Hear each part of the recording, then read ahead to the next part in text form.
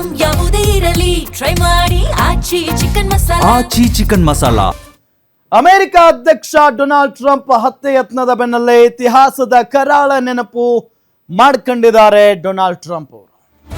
Donald Trump ಮೇಲೆ ದಾಳಿ ಘಟನೆಯಿಂದ ಕರಾಳ ಇತಿಹಾಸ ನೆನಪಾಗಿದೆ. ಈಗ ದಾಳಿ ಭೀತಿ ಎದುರಿಸಿದ ನಾಯಕರ ಪಟ್ಟಿಯಲ್ಲಿ ಟ್ರಂಪ್ ಮೊದಲೇನಲ್ಲ.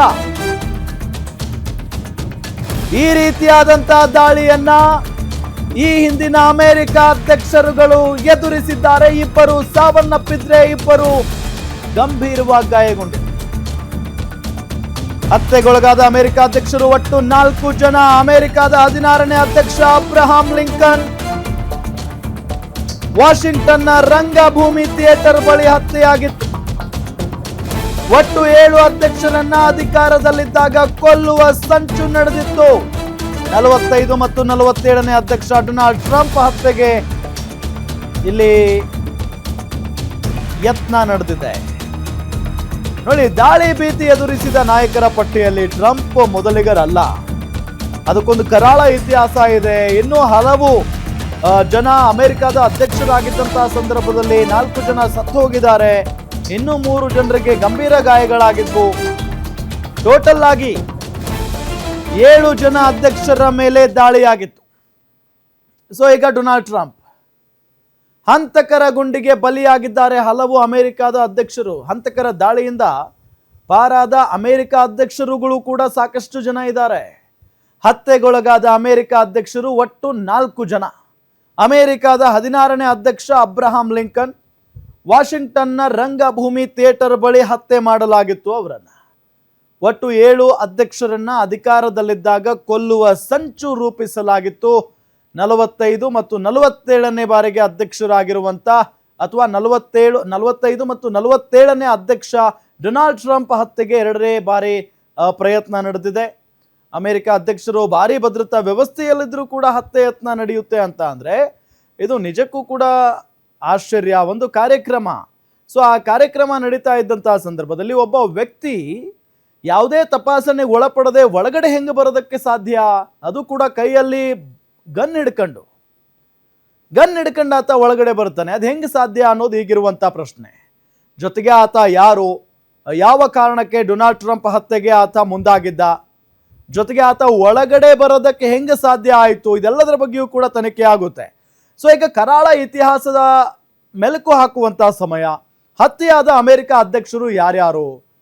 ಮೊದಲಿಗೆ 16ನೇ ಅಧ್ಯಕ್ಷ ಅಬ್ರಹಾಂ ಲಿಂಕನ್ ಹತ್ಯೆ ಆಯಿತು. 2ನೇದಾಗಿ 20ನೇ ಅಧ್ಯಕ್ಷ ಜೇಮ್ಸ್ ಎ ಗ್ಯಾರಿಫೀಲ್ಡ್ ಅವರ ಹತ್ಯೆ ಆಗುತ್ತೆ.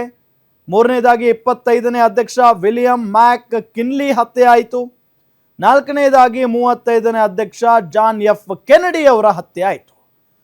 ಈ 4 ಜನ ಅಮೆರಿಕ ಅಧ್ಯಕ್ಷರನ್ನ ಹತ್ಯೆ ಮಾಡಲಾಯಿತು. ಇನ್ನು ಬಚಾವಾದ ಅಮೆರಿಕ ಅಧ್ಯಕ್ಷರು ಯಾರ್ಯಾರು? 7ನೇ ಅಧ್ಯಕ್ಷ ಆಂಡ್ರ್ಯೂ ಜಾಕ್ಸನ್, 26ನೇ ಅಧ್ಯಕ್ಷ ಥಿಯೋಡರ್ ರೋಸ್ಟೆಲ್ಟ್, 32ನೇ ಅಧ್ಯಕ್ಷ ಫ್ರಾಂಕ್ಲಿನ್ ಡಿ ರೋಸ್ವೆಲ್ಟ್, 33ನೇ ಅಧ್ಯಕ್ಷ ಹ್ಯಾರಿ ಎಸ್ ಟ್ರೂಮನ್, 38ನೇ ಅಧ್ಯಕ್ಷ ಗೆರಾಲ್ಡ್ ಫೋರ್ಡ್, 40ನೇ ಅಧ್ಯಕ್ಷ ರೊನಾಲ್ಡ್ ರೇಗನ್, ಈಗ 45 ಮತ್ತು 47ನೇ ಅಧ್ಯಕ್ಷರಾಗಿರುವಂತ ಡೊನಾಲ್ಡ್ ಟ್ರಂಪ್. ಇಷ್ಟು ಜನ ಇವ್ರ ಮೇಲೆ ದಾಳಿ ಆಗಿದೆ. ಬಟ್ ಇವ್ರಿಗೇನು ಆಗಿಲ್ಲ, ತಪ್ಪಿಸ್ಕೊಂಡಿದ್ದಾರೆ ದಾಳಿಯಿಂದ. ಇಷ್ಟು ಜನ 7 ಜನ ತಪ್ಪಿಸ್ಕೊಂಡಿದ್ದಾರೆ, 4 ಜನ ಸಾವನ್ನಪ್ಪಿದ್ದಾರೆ, ಹತ್ಯೆಯಾಗಿದ್ದಾರೆ.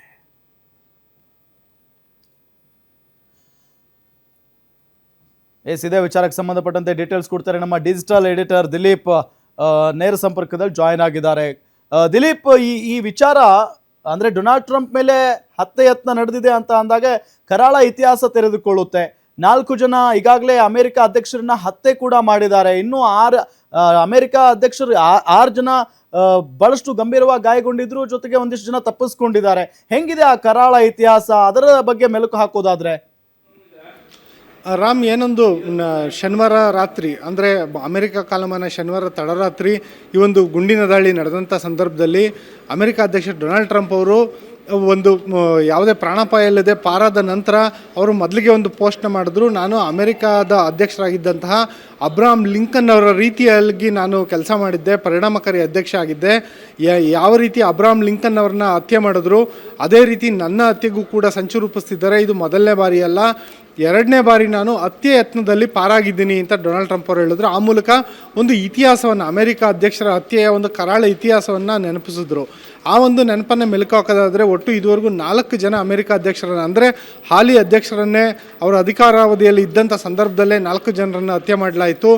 ಜೊತೆಯಲ್ಲೇ 7 ಜನ ಅಮೆರಿಕ ಅಧ್ಯಕ್ಷರನ್ನು ಅವರ ಅಧಿಕಾರಾವಧಿಯಲ್ಲಿ ಇದ್ದಂಥ ಸಂದರ್ಭದಲ್ಲೇ ದಾಳಿ ಯತ್ನ ನಡೆದಿತ್ತು. ಅದರಲ್ಲೂ ಕೂಡ ಡೊನಾಲ್ಡ್ ಟ್ರಂಪ್ ಅವ್ರಿಗೆ ಇದು 2ನೇ ಬಾರಿ ಅವರ ಹತ್ಯೆ ಯತ್ನ ನಡೀತಾ ಇರೋದು. ಅಮೇರಿಕಾದಲ್ಲಿ ಈ ರೀತಿಯಾದಂಥ ಹತ್ಯೆ ಯತ್ನಗಳು ಮೊದಲೇನಲ್ಲ, ಯಾಕೆಂದರೆ ಅಮೇರಿಕಾದ ಸಂವಿಧಾನದಲ್ಲೇ ಇರೋ ರೀತಿಯಲ್ಲಿ ಶಸ್ತ್ರಾಸ್ತ್ರವನ್ನು ಹೊಂದುವ ಹಕ್ಕು, ಅಂದರೆ ತಮ್ಮ ಆತ್ಮರಕ್ಷಣೆಗಾಗಿ ಶಸ್ತ್ರಾಸ್ತ್ರವನ್ನು ಹೊಂದುವ ಹಕ್ಕು ಅಮೇರಿಕಾದ ನಾಗರಿಕರಿಗೆ ಅಲ್ಲಿನ ಸರ್ಕಾರ ಕೊಡುತ್ತೆ, ಅಲ್ಲಿನ ಸಂವಿಧಾನನೇ ಕೊಟ್ಟಿದೆ. ಹಾಗಾಗಿ ಅಲ್ಲಿನ ಜನ ನಾವು ನಾರ್ಮಲ್ ಆಗಿ ಅಂಗಡಿಗಳಲ್ಲಿ ದಿನಸಿ ವಸ್ತುಗಳನ್ನು ಖರೀದಿ ಮಾಡಿದಂಥ ರೀತಿಯಲ್ಲೇ ಅವರು ಶಸ್ತ್ರಾಸ್ತ್ರಗಳನ್ನು, ಬಂದೂಕುಗಳನ್ನು, ಮದ್ದುಗುಂಡುಗಳನ್ನು ಖರೀದಿ ಮಾಡಿ ಇಟ್ಕೊಬೋದು, ಅದು ತಮ್ಮ ಆತ್ಮರಕ್ಷಣೆಗೆ. ಜೊತೆಯಲ್ಲೇ ಈ ರೀತಿಯಾದಂಥ ಕಾನೂನಿರೋ ಕಾರಣದಿಂದಾಗಿ ಅಮೇರಿಕಾದಲ್ಲಿ ಶೂಟೌಟ್ ಘಟನೆಗಳು ಸಾಕಷ್ಟು ಪ್ರಮಾಣದಲ್ಲಿ ನಡೆಯುತ್ತೆ. ಎಷ್ಟು ಮಟ್ಟಿಗೆ ಅಂದರೆ ಪ್ರತಿ ವರ್ಷವೂ ಸರಿಸುಮಾರು 1,000 ಶೂಟೌಟ್ ಘಟನೆಗಳು ನಡೆಯುತ್ತೆ. ಅಂದರೆ ಪ್ರತಿದಿನ 2ರಿಂದ 3 ಸರಾಸರಿ ಶೂಟೌಟ್ ಘಟನೆಗಳು ನಡೆಯುತ್ತೆ. ಅದು ಶಾಲೆಗಳಿರ್ಬೋದು, ಪಾರ್ಕ್ಗಳಿರ್ಬೋದು, ಅಂಥ ಒಂದು ಜನನಿಬಿಡ ಸ್ಥಳಗಳಲ್ಲೇ ಒಂದು ಅಪರಿಚಿತ ಬಂದೂಕುದಾರಿಗಳು ಒಂದು ಗುಂಡಾರಿಸುವಂಥ ಘಟನೆಗಳು ನಡೆಯುತ್ತೆ. ಆದರೆ ಅಮೆರಿಕ ಅಧ್ಯಕ್ಷರಿಗೆ ಅತ್ಯಂತ ಹೆಚ್ಚು ಭದ್ರತೆ ನೀಡಲಾಗಿರುತ್ತೆ. ಸೀಕ್ರೆಟ್ ಸರ್ವಿಸಸ್ನ ಭದ್ರತೆ ಮಧ್ಯೆ ಇರುವಂಥ ಅಧ್ಯಕ್ಷರ ಮೇಲೆ ಗುಂಡಿನ ದಾಳಿ ನಡೆದಿರುವಂಥ ಘಟನೆಗಳು ಕೂಡ ಅಮೆರಿಕಾದಲ್ಲಿ ಸಾಕಷ್ಟು ಬಾರಿ ನಡೆದಿದೆ. ಅದಕ್ಕೆ ಈ ಒಂದು ಘಟನೆ ಹೊಸ ಸೇರ್ಪಡೆ ಅಂತ ಹೇಳ್ಬೋದು. ಅದರಲ್ಲೂ ಅಮೆರಿಕ ಅಧ್ಯಕ್ಷರು ಹೇಳೋ ರೀತಿಯಲ್ಲಿ ನಾನೊಬ್ಬ ಪರಿಣಾಮಕಾರಿ ಅಧ್ಯಕ್ಷ, ಅಮೆರಿಕವನ್ನು ನಾನು ಬದಲಾಯಿಸಿದ್ದೇನೆ. ಬೇರೆ ಅಧ್ಯಕ್ಷರಿದ್ದಂಥ ಸಮಯದಲ್ಲಿ ಅಮೆರಿಕ ಇಡೀ ವಿಶ್ವದ ಎದುರಿಗೆ ಹಾಸ್ಯಾಸ್ಪದ ಆಗ್ತಿತ್ತು, ಆದರೆ ನಾನು ಅಮೆರಿಕದ ಒಂದು ಇಮೇಜ್ನ ಬದಲಿಸುವಂಥ ಕೆಲಸ ಮಾಡಿದ್ದೀನಿ. ಹಾಗಾಗಿ ಸಹಜವಾಗಿ ನನ್ನ ವಿರುದ್ಧ ಶತ್ರುಗಳಿದ್ದಾರೆ ಅಂತ ಹೇಳುವಂಥ ಒಂದು ತಮ್ಮಂತ ಹೊಗಳ್ಕೊಳ್ಳೋಂಥ ಸಂದರ್ಭದಲ್ಲೇನೆ ತಾವು ಒಂದು ರೀತಿ ಅಮೆರಿಕದ ಈ ಹಿಂದಿನ ಹತ್ಯೆಗೀಡಾದಂಥ ಅಧ್ಯಕ್ಷ ಅಬ್ರಹಾಂ ಲಿಂಕನ್ ಅವರಿದ್ದಂತೆ ಅಂತ ಹೇಳ್ಬಿಟ್ಟು ತಮ್ಮನ್ನು ತಾವು ಹೇಳಿದ್ರು. ಈ ಮೂಲಕ ಆ ಒಂದು ಅಬ್ರಹಾಂ ಲಿಂಕನ್ ಅವರ ಹೆಸರನ್ನು ಅವರು ಪ್ರಸ್ತಾಪ ಮಾಡ್ತಿದ್ದಂತೆಯೇ ಈ ಹಿಂದೆ ಹತ್ಯೆಗೀಡಾದ ಅಧ್ಯಕ್ಷರು ಯಾರು, ಈ ಹಿಂದೆ ದಾಳಿಗೆ ಒಳಗಾಗಿ ಜೀವ ಉಳಿಸಿಕೊಂಡಂಥ ಅಧ್ಯಕ್ಷರು ಯಾರು ಅನ್ನೋ ಪಟ್ಟಿನೇ ಒಂದು ದೊಡ್ಡ ಪಟ್ಟಿನೇ ತೆರೆದುಕೊಳ್ತಿದ್ದಾರೆ. ಇವೆಲ್ಲ ಘಟನಾವಳಿಗಳನ್ನು ನೋಡಿದ್ರೆ ಅಮೆರಿಕದಲ್ಲಿ ಈ ಒಂದು ಶಸ್ತ್ರಾಸ್ತ್ರ ಹೊಂದುವ ಕಾನೂನೇನಿದೆ ಅದನ್ನೇನಾದರೂ ಬದಲಿಸ್ತಾರಾ ಅನ್ನೋ ಒಂದು ಚರ್ಚೆ ಕೂಡ ಈಗ ಚಾಲನೆಗೆ ಸಿಕ್ಕಿದೆ. ರಾಮ್, ದಿಲೀಪ್, ಈ ಎಲ್ಲ ಬೆಳವಣಿಗೆಯನ್ನು ನಾವು ಗಮನಿಸ್ತಾ ಇದ್ರೆ ಬಹಳ ಪ್ರಮುಖವಾಗಿ ಈಗ ಇರಾನ್ ವಿರುದ್ಧ ಅಮೆರಿಕ ಸಮರವನ್ನ ಸಾರಿರೋದು, ಅದು ಕೂಡ ಎಲ್ಲೊಂದು ಕಡೆ ಅದರ ವಿರುದ್ಧ ಇದ್ದವರು ಈ ರೀತಿಯಾಗಿ ಮಾಡಿರಬಹುದಾ ಅನ್ನೋ ಒಂದು ಪ್ರಶ್ನೆಯೂ ಕೂಡ ಸಹಜವಾಗಿ ಮೂಡ್ತಾ ಇದೆ. ಇದೆಲ್ಲದರ ಜೊತೆಗೆ ಅಂತ ಒಂದು ಪ್ರಬಲ ರಾಷ್ಟ್ರದ ಅಧ್ಯಕ್ಷರಿಗೆ ಸೇಫ್ಟಿನೇ ಇಲ್ವಾ ಅನ್ನೋ ಒಂದು ಪ್ರಶ್ನೆಯೂ ಕೂಡ ಕಾಡುತ್ತೆ. ಖಂಡಿತ ರಾಮ್, ಏನಂದರೆ ಈಗೇನೊಂದು ಡೊನಾಲ್ಡ್ ಟ್ರಂಪ್ ಅವರ ಒಂದು ಮೇಲೆ ದಾಳಿ ಯತ್ನ ನಡೀತು, ಇದಕ್ಕೆ ಕಾರಣ ಏನು ಅಂತ ಹೇಳ್ಬಿಟ್ಟು ಪತ್ತೆ ಹಚ್ಚುವಂಥ ಕೆಲಸನ ಅಲ್ಲಿನ ಪೊಲೀಸರು ಈಗಾಗಲೇ ಶುರು ಮಾಡಿದ್ದಾರೆ. ಯಾಕೆಂದರೆ ಪ್ರಮುಖವಾಗಿ ಬಂಧಿತ ವ್ಯಕ್ತಿ ಏನಿದ್ದಾನೆ ಥಾಮಸ್ ಅಲೆನ್ ಅಂತ, ಆತ ಭಾರಿ ಸುಶಿಕ್ಷಿತನಾಗಿರೋಂಥ ವ್ಯಕ್ತಿ. ಆತ ಎಂಜಿನಿಯರಿಂಗ್ ಗ್ರಾಜ್ಯುಯೇಷನ್ ಮಾಡಿದ್ದಾನೆ, ಕಂಪ್ಯೂಟರ್ ಸೈನ್ಸಲ್ಲಿ ಪೋಸ್ಟ್ ಗ್ರಾಜ್ಯುಯೇಷನ್ ಮಾಡಿದ್ದಾನೆ, ಜೊತೆಗೆ ನಾಸಾದಲ್ಲಿ ಆತ ಫೆಲೋಶಿಪ್ ಕೂಡ ಪಡ್ಕೊಂಡಿದ್ದಾನೆ. ಆತ ಶಿಕ್ಷಕ ವೃತ್ತಿಯನ್ನು ಮಾಡ್ತಿದ್ದ. ಅಷ್ಟೇ ಅಲ್ಲ, ಆತ ಅತ್ಯುತ್ತಮ ಶಿಕ್ಷಕ ಅನ್ನೋ ಪ್ರಶಸ್ತಿಯನ್ನು ಗಳಿಸಿದ್ದ. ಇಂಥ ಒಬ್ಬ ವ್ಯಕ್ತಿ ಡೆಮಾಕ್ರೆಟಿಕ್ ಪಕ್ಷದ ಸದಸ್ಯನಾಗಿದ್ದ ಅನ್ನೋ ಮಾಹಿತಿ ಕೂಡ ಇದೆ. 2024ರ ಅಮೆರಿಕ ಅಧ್ಯಕ್ಷೀಯ ಚುನಾವಣೆಯಲ್ಲಿ ಕಮಲಾ ಹ್ಯಾರಿಸ್ ಅವರಿಗೆ ಆತ ದೇಣಿಗೆಯನ್ನು ನೀಡಿದ್ದ ಅನ್ನೋ ಮಾಹಿತಿ ಇದೆ.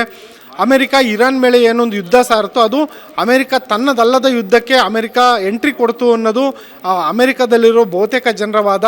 ಇದೇ ಕಾರಣದಿಂದಾಗಿ ಡೊನಾಲ್ಡ್ ಟ್ರಂಪ್ ಅವರು ಏಕಪಕ್ಷೀಯವಾಗಿ ತೀರ್ಮಾನ ಕೈಗೊಂಡು ಈ ಯುದ್ಧಕ್ಕೆ ಬಂದರು ಒಂದು ಇರಾನ್ ವಿರುದ್ಧ. ಇಂಥ ಯುದ್ಧಕ್ಕೆ ಬಂದಿದ್ದರಿಂದಾಗಿ ಅಮೆರಿಕದಲ್ಲಿ ಮೊದಲೇ ಟ್ಯಾರಿಫ್ ಮತ್ತು ಮತ್ತೊಂದು ಕಾರಣಗಳಿಂದಾಗಿ ಸಾಕಷ್ಟು ಬೆಲೆ ಏರಿಕೆ ಆಗಿದೆ. ಇದ್ರ ಜೊತೆಯಲ್ಲೇ ಈ ಒಂದು ಇರಾನ್ ವಿರುದ್ಧ ಯುದ್ಧ ಆರಂಭಿಸಿರೋದ್ರಿಂದ ಗ್ಯಾಸ್ ಮತ್ತು ತೈಲದ ಬೆಲೆ ಏರಿಕೆ ಆಗಿದೆ. ಅದೇ ಕಾರಣದಿಂದಾಗಿ ಅಮೆರಿಕದಾದ್ಯಂತ ನೋ ಕಿಂಗ್ಸ್ ಅನ್ನೋ ಹೆಸರಲ್ಲಿ ಪ್ರತಿಭಟನೆಗಳು ನಡೀತು. ನೀನು ರಾಜನ ರೀತಿ ತೀರ್ಮಾನ ಕೈಗೊಂಡಿದ್ಯಾ ಅಂತ ಹೇಳ್ಬಿಟ್ಟು ಅಮೆರಿಕ ಅಧ್ಯಕ್ಷರ ವಿರುದ್ಧ ಜನ ಚೀಮಾರಿ ಆಗ್ತಿದ್ರು. ಇದೇ ಒಂದು ಪ್ರತಿಭಟನೆಗಳು ಮತ್ತು ಆಡಳಿತ ವಿರೋಧಿ ಅಲೆಯ ಹಿನ್ನೆಲೆಯಲ್ಲೇ ಈ ಒಂದು ದಾಳಿ ನಡೆದಿರಬಹುದಾ ಅನ್ನೋ ಒಂದು ವಿಶ್ಲೇಷಣೆಗಳು ಈಗಾಗಲೇ ಕೇಳಿ ಬರ್ತಾ ಇದೆ.